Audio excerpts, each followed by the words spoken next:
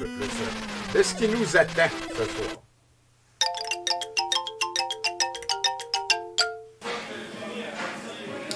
C'est-tu moi ou il fume un joint, là, t'as un tinabule?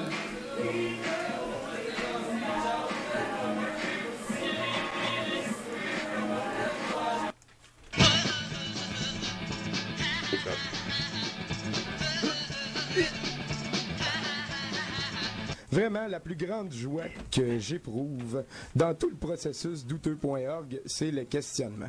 Je veux dire, il y a de la collecte d'informations, il faut des fois l'épurer, des fois il faut la tester, il faut la transférer, la changer, l'archiver, la compiler, la doubler, la noter.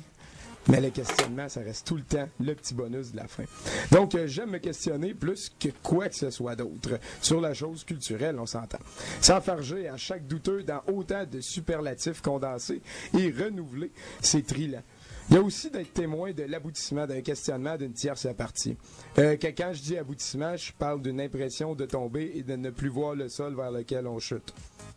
La manifestation d'un tel phénomène est tout le temps empreinte d'une pulsion violente. Certains rares en font une boule et tentent de la digérer en silence.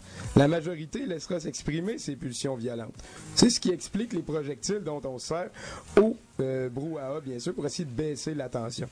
Car le douteux, c'est un peu comme une torture de dieu grec. C'est un paradoxe, une énigme sans solution dont les répercussions affectent chaque jour de nos vies à tous. En fait, de ces manifestations, j'en ai vu assez pour en venir à nommer le phénomène. C'est bien sûr le coming out douteux. Et c'est quelque chose, oh oui, c'est quelque chose d'assister à la première manifestation au coming out douteux d'un doutologue néophyte. J'ai vu tellement de formes et de couleurs que cet aboutissement peut prendre que toutes les énumérer ici prendraient un effort de mémoire impossible et puis 2 heures de votre temps minimum. Est-ce qu'on pouvait sentir l'influenza, là? Hein? T'avais pas l'air super en forme.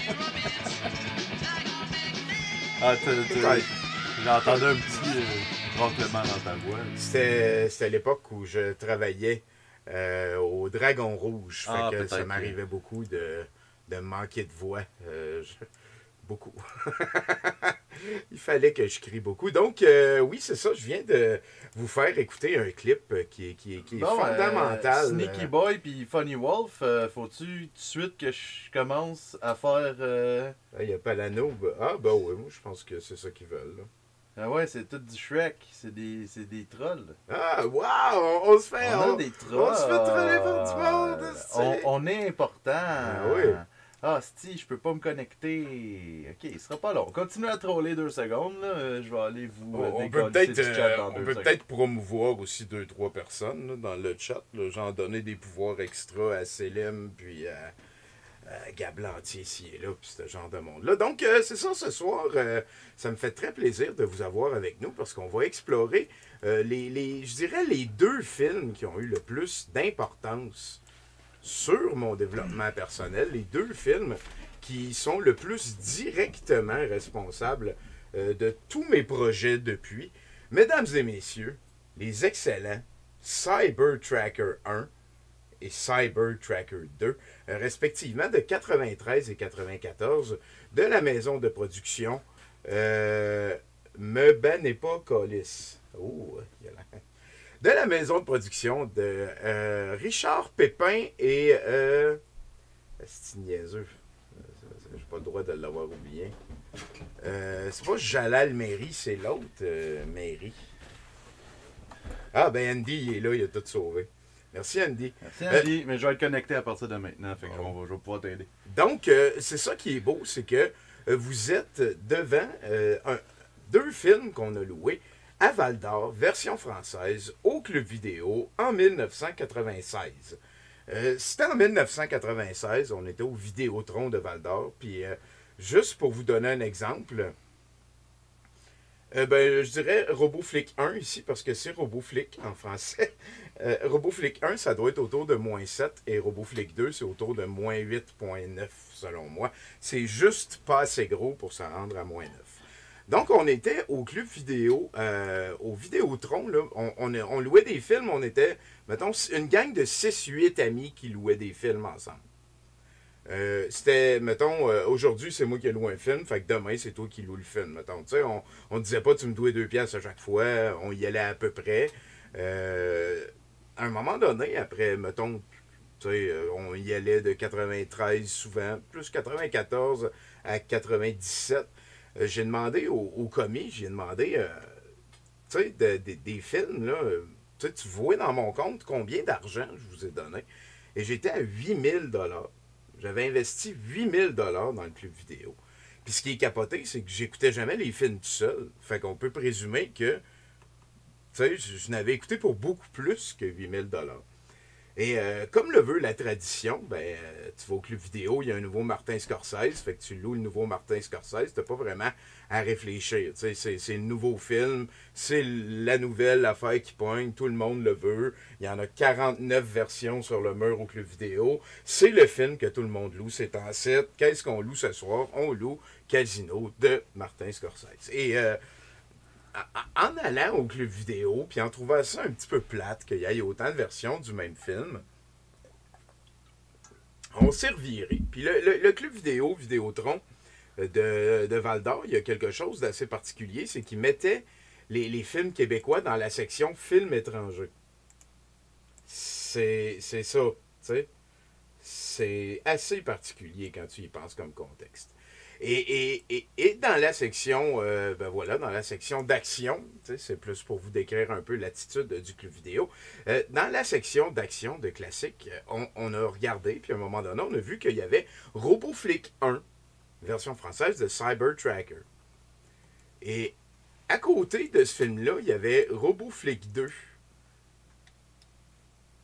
Puis on a comme tout eu un flash, moi puis mes amis. À l'époque, il y avait Marc, il y avait Caro. Peut-être que Bone était là. Et on s'est dit, ça veut dire que le 1, il était tellement bon qu'ils en ont fait un 2. Tu vois, c'est RoboFlick 2. Ah, avec le T. Robo avec le T. 2. Calice. Et ça, ce flash-là, ça nous a fait réfléchir. On a ri. Puis c'est pas ça qui a fait qu'on n'a pas loué Casino. On est allé chez mon ami Marc, on a écouté Casino. Et, tu sais, c'est 3 heures, puis c'est long, puis on n'a pas... Tu sais, Joe Pesci qui joue le petit violent, c'était... Puis, en tout cas, on a tout pas capoté. Puis là, à la fin de ça, Caro, il s'est levé, puis il a dit, « Checkez, les gars, demain, je viens vous réveiller, puis je vais avoir loué RoboFlick 1 puis RoboFlick 2. » Puis tu sais, c'est parce que moi, j'habitais en banlieue, fait que des fois, j'avais une ride pour venir en ville, à Val-d'Or, fait que je dormais chez mes amis puis ces affaires-là. J'avais le projet déjà de dormir chez Marc. Le lendemain, 11h05 le matin, parce que le club vidéo ouvrait à 11h, puis qu'on est à Val-d'Or, fait que tu sais, c'est pas très long de se promener d'une place à l'autre. 11h05 le matin, Caro, il est arrivé, puis il avait loué RoboFlick 1 et RoboFlick 2. Et on a écouté ça, un en arrière de l'autre. Et jusqu'à ce jour-là, je dirais que avec quand mon père m'a fait écouter Pink Floyd The Wall, quand j'avais 4 ans, quand il est sorti, l'année qui est sacrément de style. Ah ouais. Pink Floyd The Wall à 4-5 ans, là, ça m'a marqué. Le pire, c'est juste une petite tangente. Mon frère m'a fait écouter ce film-là à peu près à cet âge-là aussi, puis je confirme que ça brise le cerveau. Donc, on se ramène en avant de RoboFlick 1 et RoboFlick 2 en 1996 à Val-d'Or, en Abitibi.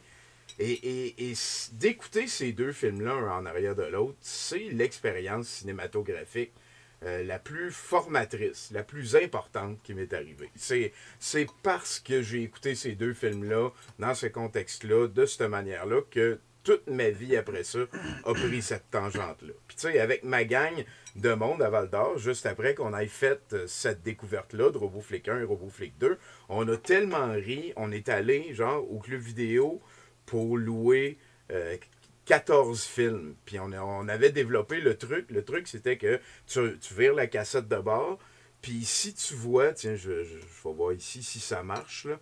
Si tu vois une manifestation de puissance diplomatique, une manifestation de charme ou de romance et une manifestation de force. On louait ça, c'était tout. Ça nous a rouvert le club vidéo, là, tu sais. On a tellement loué de films à partir de là, c'est capoté. Comme là, il n'y a pas vraiment le bout de romance. Mais ça, c'est bon signe, parce que ça veut dire que c'est RoboFlick 2, puis qu'il reste que c'est awesome, ce film-là. Vous voyez aussi, juste en haut à gauche là, de l'image qu'il y a là de RoboFlick 2 que j'ai grossi, ça, c'est Jared qui tient le fusil. Jared, il est dans RoboFlick 2. Je vous en dis pas plus. Bon, il est là, il filme. Bon, il a passé au travail, il s'en souvient de ça. Donc, ce que je vous invite à faire, c'est de revoir ce qui m'a amené à faire ce que j'ai appelé dans le clip qu'on vient d'écouter, le coming out douteux. Le coming out douteux, j'en parle moins depuis une couple d'années, parce que c'était comme une joke au début, mais depuis qu'il y a comme une montée complotiste, je fais attention de ne pas comme répéter les mêmes patterns, dans le sens que de nos jours, ça pourrait être interprété quand tu as ton coming out, ça veut dire que tu deviens un éveillé, mettons. Mais c'est pas prétentieux comme ça, c'est juste, à l'époque, moi, mon propos, c'est vraiment par rapport à la culture. Dans le sens que ça n'a pas de bon sens qu'on fasse, mettons, le Titanic qui coûte 330 millions pendant que sur la même planète, il y a des enfants qui crèvent de faim. Je trouve que c'était amoral et c'était le genre de questionnement que je voulais imposer aux gens en réfléchissant à ça. Je dirais qu'à partir du moment qu'on a écouté RoboFlick 1 et RoboFlick 2, on a loué vraiment beaucoup de films.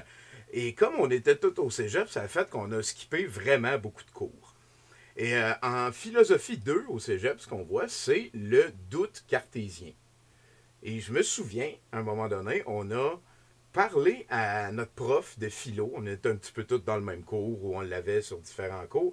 On a parlé au prof, puis on lui a dit « Ouais, ben, tu sais, on a manqué beaucoup de cours, là, excuse-nous, c'est parce qu'on loue des films pas bons, puis on fait comme nos recherches. » À l'époque, on appelait ça encore pas bon. Puis, tu sais, il a dit « Ouais, c'est un choix plutôt douteux. » Puis, c'est pas mal pour ça que ça s'appelle comme ça de nos jours. Parce que mon prof de philo à Val-d'Or, il a dit que c'était un choix douteux. On savait qu'il y avait comme... que c'était pas du temps perdu de creuser cet aspect-là de la vie. J'ai pas encore l'impression que c'est du temps perdu 25 ans plus tard.